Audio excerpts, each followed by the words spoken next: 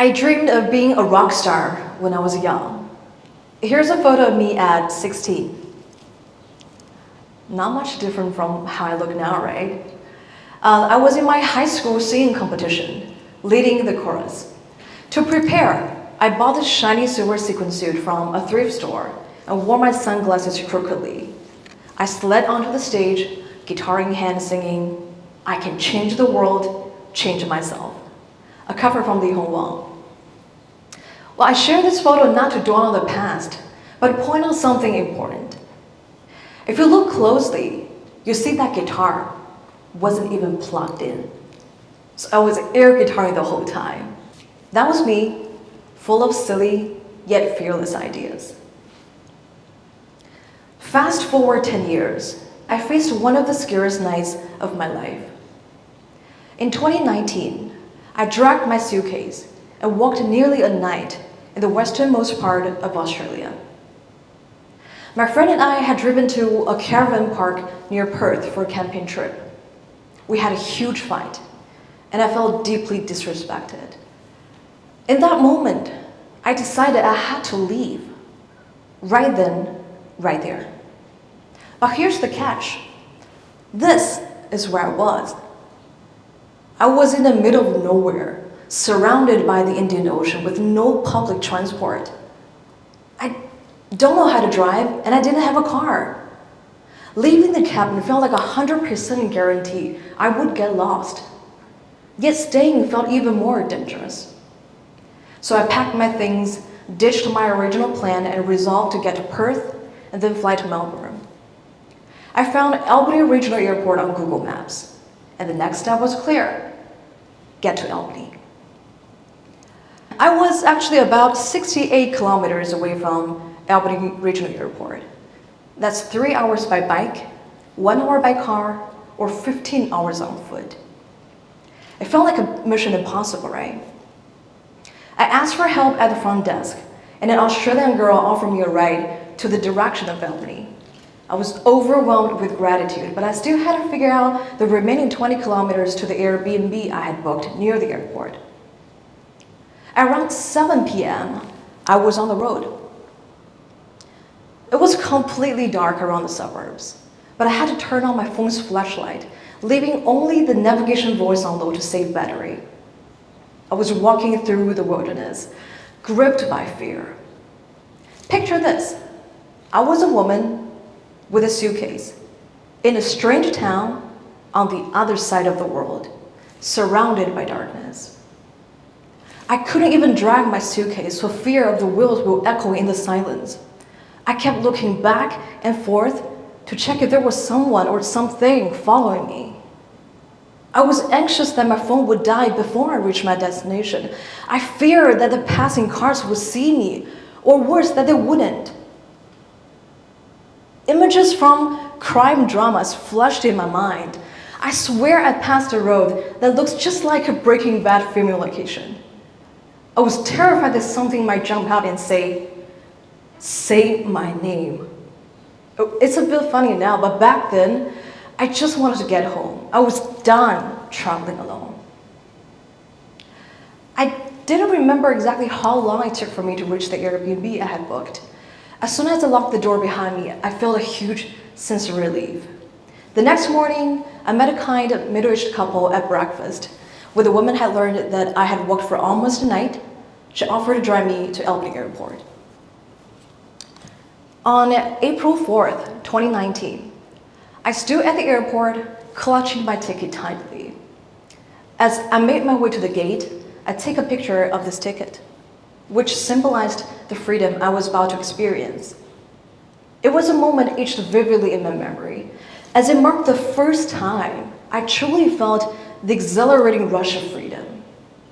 I held onto that life ticket, as if I were grasping onto the very essence of liberation itself. I vlogged that day, capturing the experience of flying on a tiny plane with only 11 rows. My seat was 11A, the last row by the window. I looked out of the window and felt like my life was truly beginning. At 26, I seemed to be drawn to risky situations. Yet compared to the disrespect I felt in that wooden house, the wilderness of Western Australia felt like a safer place. I experienced the scariest night of my life, but I rediscovered who I am. That 16-year-old with bold ideas. People come up to me and say exactly how to create meaningful content. Well, the only thing I know is you tell a true story about yourself each time. The story I shared just now is called Don't Shy Away from a Tougher Path. You gain a unique life experience that only belongs to you because of that. Even now, as I share this story, it still sends shivers down my spine, just like hundreds of videos I've produced in the past 4 years. To create, you must delve into the broken places in your heart. Every time, it's like an open heart surgery.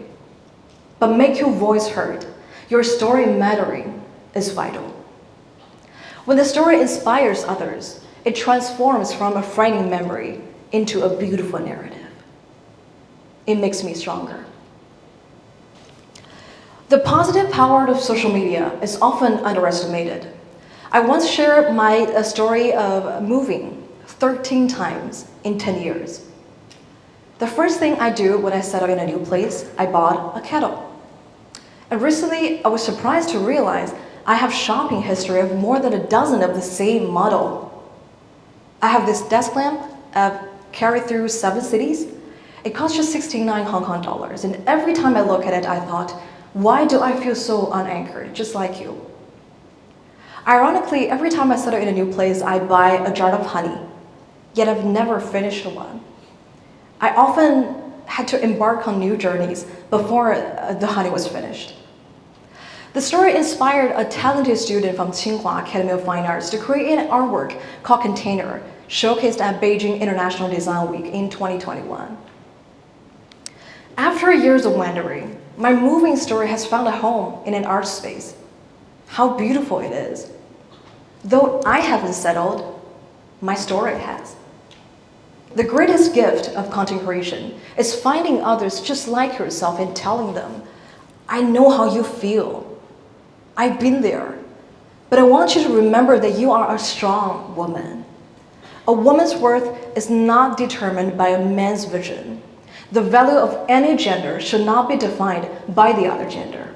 Don't lower your standards for love. Fight bravely for career opportunities. Stand up against the bullies. Love yourself fiercely and always be true to who you are. I take pride in being someone who hasn't settled down yet, a person who thrives on struggle and transformation. Through the stories of my fellow creators, I've discovered meaning, and my audience has found their growth reflected in my work. We celebrate and commemorate our journeys, and the concept of women supporting women takes on new dimensions in this digital age. Fast forward 5 years to March 2nd, 2024. If you're on Douyin, you might see my video titled, When I Received a Call from My 26-Year-Old Reaching the #1 top of daily trending chart. It juxtaposes a message I recorded for my 30-year-old self 4 years ago with a response as I turned 30. This video sparked a massive conversation online, with nearly 70 million views and 3 million likes. Comments and messages flooded in, and my follower count surged by hundreds of thousands. In a saturated short video market, it's not just about the views. That I've created the most sensational video since day one. It's about the heartfelt experiences and genuine self-growth behind those words that are worth celebrating. Many shared how their lives and themselves being changed over the 4 years of following my journey, how my video empowered them to rise from their struggles. One comment stood out. What have you experienced that has changed you so much since you're 26? My friend recently told me that I've changed colors, from orange to blue. I look calmer now, a stark contrast to that restless girl. At 30, I'm not in a place I envisioned at 26. Have it all figured out, settled, and at my peak. So what? Life has thrown many changes my way, but I remain committed to being honest and true to myself. That 16-year-old who believed she could change the world, even without a plugged-in electric guitar, still feels my spirit. That 26-year-old who refused to lower her standards, even in tough situations, is still alive within me. That brave core anchors me, stabilizing my heart when I feel like collapsing every time. Bronnie Ware, the author of one of the best-selling memoirs, The Top 5 Regrets of the Dying, interviewed people on their last days. The number one regret? Not living a life true to myself. They said, I wish I had the courage to live a life true to myself, not the life others expected of me. Yes, I've transformed from short hair to long hair now, from the vibrant dreams of becoming a rock star to hosting, and now aspiring to be an influencer. I've quit 7 jobs and moved 13 times. I might have forgotten the exact song I sang at 16, but my commitment to my true self has never wavered. I will always fight for a life that honors who I am. Today, there are about 15 million content creators worldwide and over 5.17 billion social media users. That's over 63% of the global population. And this number is projected to rise to 5.42 billion by 2025. That means countless people are consuming the content you create, and they are influenced by your stories. I do dream of changing the world, but in hindsight, I'm more curious about a world where everyone lives authentically. We wouldn't need to change anything. The world would naturally become a more beautiful place because we have changed each other in ourselves. We have inspired each other to create powerful content that reflects our true colors. The key isn't about creating content that makes a splash in the world. It's about crafting content that makes a real impact in your own world. It took Casey Neistat, one of the most prolific creators in history, 8 years to gain 200,000 subscribers, and another 18 months to reach to 10 million. So do what you're really passionate about, be brave, be real, and please don't ask me how to be true to myself. To hell, my advice, be you. Thank you very much.